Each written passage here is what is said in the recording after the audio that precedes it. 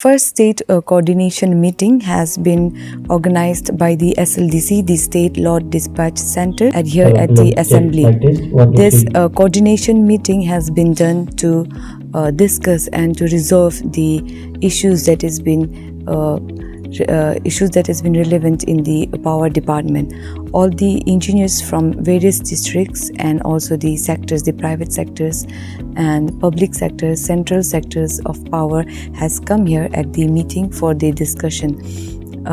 This coordination meeting has raised some key points, that is how to generate the hydropower with eco-friendly, environment-friendly, and also the reduction of the greenhouse gases, and also various points like the compensation and also the forest clearance issues that has been raised by the central power department. The Minister Balaraja has also stated that the compensation and the forest clearance issue has been cleared as of now. He has also informed that the power department has generated revenue more than 100 crores and it is up to the state government where this revenue will be used. So here's the report on the coordination meeting.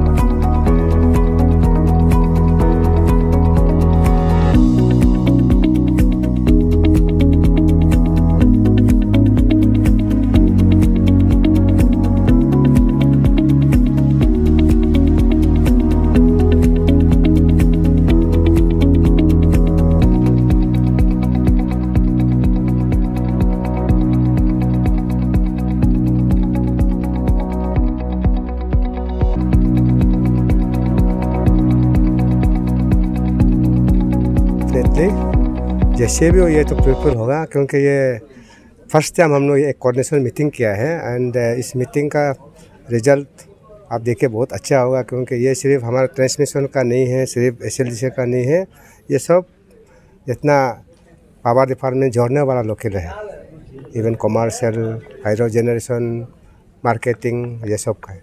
Sir, इस meeting का उद्देश्य क्या था और इस meeting से outcomes क्या निकलेगा सर?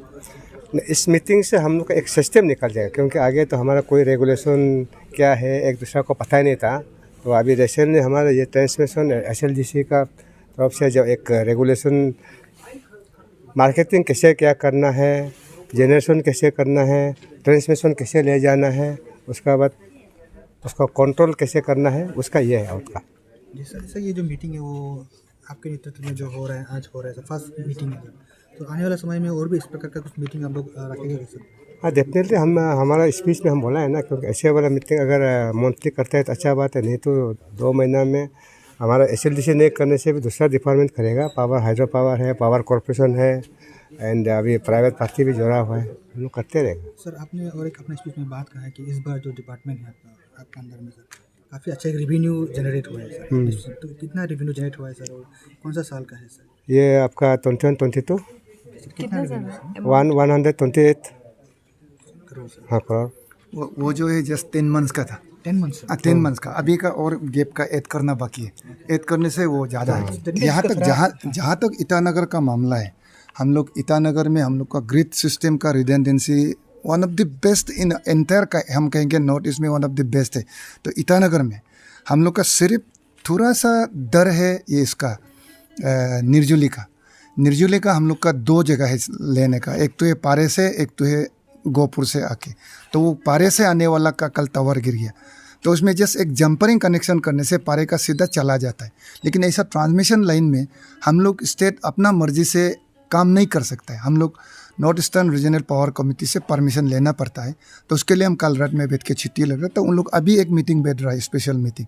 इसका बाद वो लोग हम लोग को एग्री करेगा, परमिशन देगा, तो उनको हम लोग जंपरिंग समपरिंग जो करना है करके, जो रेगुलेशन में जो ज़रूरी होता है उसको फॉलो करके उसको हम लोग कनेक्ट कर देंगे। तो हम लोग का ये एक कल रात में हम लोग का ये डर था कि हम लोग जब गोहपुर से जो हम लोग पावर ले रहा था, गोहपुर सब स्टेशन ही असम SLDC ने हमको बताया कि वहाँ में पूरा फ्लड आ रहा है, हम लोग का सब स्टेशन भी शटडाउन में जा सकता है, इसलिए हम लोग पूरा डर गया था। लेकिन वो सबसाइड होगा उधर का, तो अभी वहाँ का आपका निर्जुली साइड का भी कोई अभी दिक्कत नहीं है। देन इसका अलावा भी 33 kV में भी हम लोग यहाँ से भी फीडबैक कर सकते हैं, निर्जुली से भी दे सकते हैं। तो अभी अगर वो जो बाईपासिंग का अगर अलाउ करता है तब तो और कोई प्रॉब्लम नहीं। वो तो ये तो जहाँ ईटानगर यहाँ का प्रॉब्लम है, public can be assured that हम लोग ग्रिड लेवल पे, लोकल में छोटा मोटा कोई पेड़ गिर गया या लैंडस्लाइड का कोई 11 kV लाइन, 33 kV लाइन या LT लाइन ले गया, वो अलग बात है। लेकिन सिस्टम लेवल पे कैपिटल डिवीजन में कोई प्रॉब्लम नहीं आएगा। उसको आप लोग कंफ्यूजन नहीं होना, ना कंफ्यूजन नहीं। ग्रिड अवेलेबिलिटी जो मैंने बोला है, रिडंडेंसी मतलब अल्टरनेटिव सोर्सेस ईटानगर के लिए बहुत है, more than required. Vishwanath Chariali से जो डायरेक्टली दो सर्किट्स है, रंगा नदी से 2 सर्किट्स है, पारे से 1 सर्किट है, गोहपुर से 1 सर्किट था। गोहपुर ईटानगर का जो था उसको कल एक टावर गिर करके प्रॉब्लम हुआ है, बट वो कोलैप्स होने से भी कुछ होने से भी there will be no unavailability of grid power. एक कन्फ्यूज़न नहीं होने के लिए ये बोल रहा हूँ, लोकल जो डिस्ट्रीब्यूशन एरिया में LT लाइन्स, LT डिस्ट्रीब्यूशन जो बोलते हैं घर घर में जाते हैं, उसमें कहीं पोल गिर गया, लाइन कुछ तो टूट फूट गया, और डिसरप्शन लोकल में हो सकता है। लेकिन grid supply as a matter of fact उसमें टोटल 100% अवेलेबिलिटी है और रहेगा भी। सर्किट कहाँ से सर, एक बार उसको बता दीजिए। विश्वनाथ चाराली से 2 सर्किट, चिंपू जो कैपिटल का हार्ट सब स्टेशन है 2 सर्किट है, वो 1 सर्किट जाने से भी दूसरा आएगा। और रंगा नदी हाइड्रो इलेक्ट्रिक प्रोजेक्ट से डायरेक्टली 2 सर्किट है, वो 1 जाने से भी 1 से आएगा है। उसके बाद गोहपुर से जो था कनेक्टिविटी ईटानगर को, वो 1 टावर कल टूट गया था, गिर गया था। लेकिन जो नाहरलगुन का पावर सेंटर है, जो लेखी में सब स्टेशन है, उसको यहाँ चिंपू से वापस 1 सर्किट अवेलेबल है, उसको मिलते रहेगा। नहीं, ऐसे हमारा अरुणाचल के लिए अभी गवर्नमेंट ऑफ इंडिया का एक स्कीम है, RDX स्कीम बोल के, उसी में जितना हमारा जहाँ जहाँ में लाइक कनेक्टिव नहीं था वो सबको पूरा हम लोग प्रपोजल डाल दिया है अभी। और सब हमारा डिपार्टमेंट लोग भी ट्रेनिंग व्रेनिंग जाकर आ गया, within no time government of India से सैंक्शन क्लियर हो जाएगा एंड टेंडर प्लॉट हो जाएगा। तो कब तक लाइट मिल जाएगा फिर? कब तक लाइट मिल जाएगा वो नहीं है, लेकिन हमारा सितंबर या अक्टूबर के अंदर में ही हमारा जो टेंडर प्रोसेस जो वो कंप्लीट हो जाएगा, उसका मत में चला मिल जाएगा। Thank you. डिक्सी हाइड्रो इलेक्ट्रिक पावर प्रोजेक्ट। जी, आप इसके बारे में आप कुछ बताना चाहोगे हमारे व्यूवर्स लोगों को? हाँ, ये हाइड्रो प्रोजेक्ट प्राइवेट है और अरुणाचल फर्स्ट पावर प्रोजेक्ट है जो कमीशन हुआ है। इसका फाउंडेशन ले किया था हमारा honourable chief minister Pema Khandu साहब ने इन 2015। फिर इसको कमीशन हुआ 2019 में, सीएम साहब ने इसको इनॉग्रेट किया था। जी, ये आइडिया मुझे ऐसे हमारा जो वेस्ट कामेंग डिस्ट्रिक्ट एक टूरिस्ट का डेस्टिनेशन है तवांग, ये सर्किट, तो ये इलेक्ट्रिसिटी फेलर होने की वजह से बहुत टूरिस्ट लोग को कंप्लेन करता था, लाइट नहीं है, वो नहीं। और वो जगह तवांग वेस्ट कामेंग ठंडा जगह है, तो विंटर में हीटर चाहिए और गीज़र चाहिए, गर्म गीज़र। तो मैंने सोचा, मैं भी एक होटल चला रहा था रूपा में, तो मैंने सोचा ये पावर सेक्टर में कुछ किया जाना चाहिए।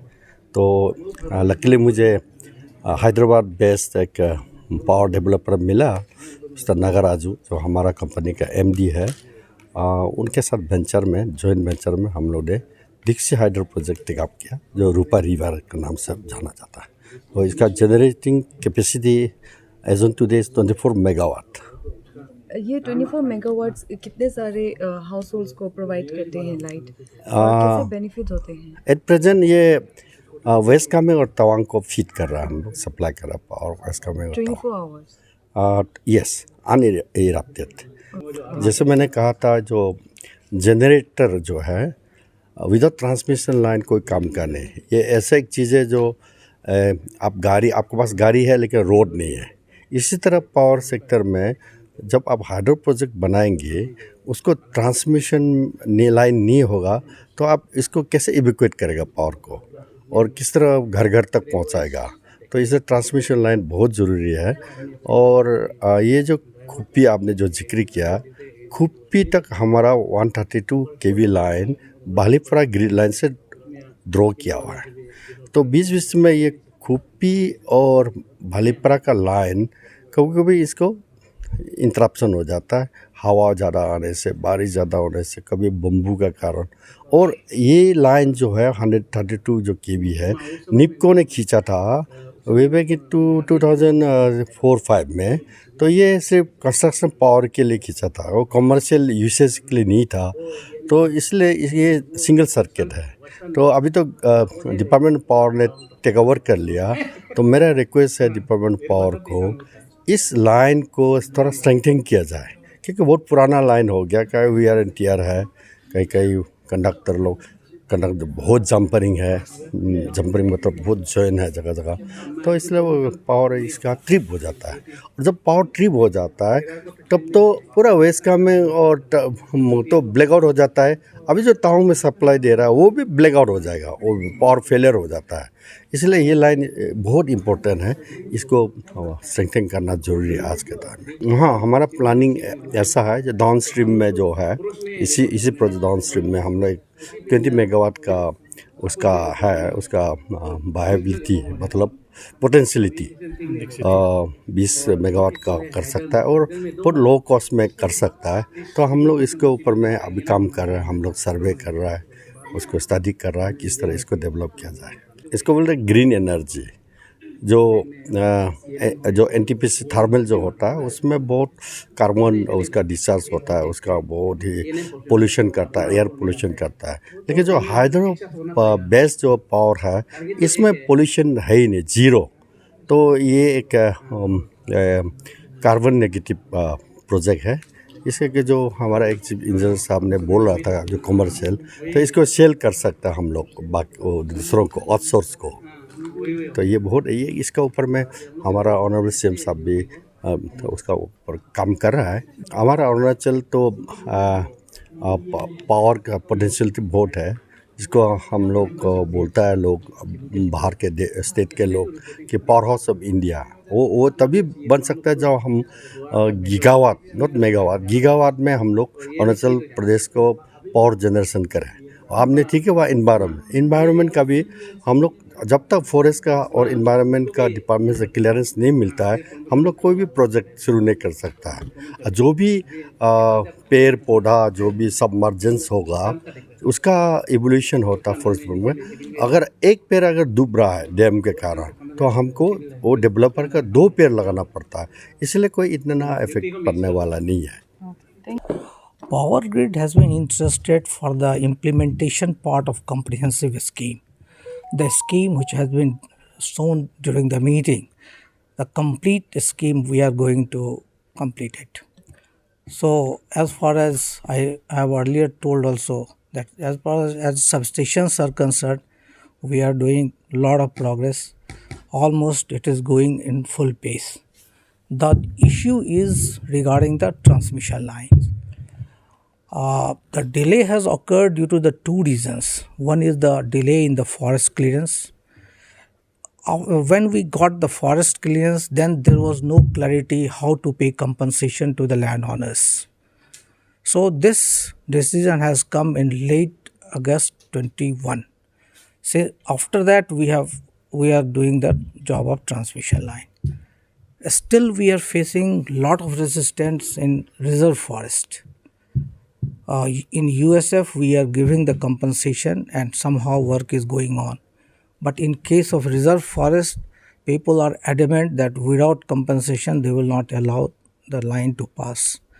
So the most prestigious line that we are taking up is the Chimpu Holangi line, which is important for the point of view of this airport, upcoming airport.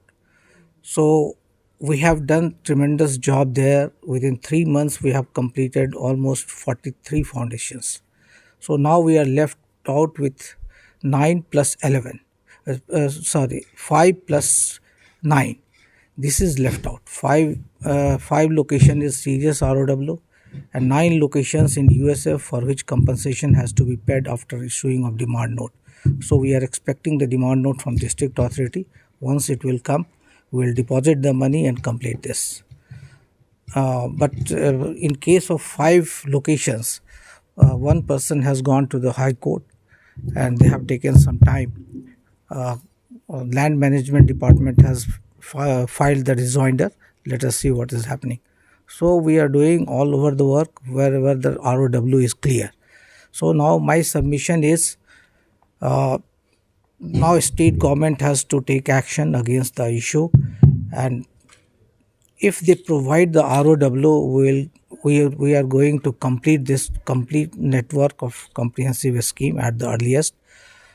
Though we have given the target of completion March 24 for the complete project, but now state government has to take action in this regard to provide ROW in transmission line. As far as substations are concerned, all substations are going at the good progress is there, and almost we have completed 90% progress in the awarded packages, which was before RC revised cost estimate it was awarded.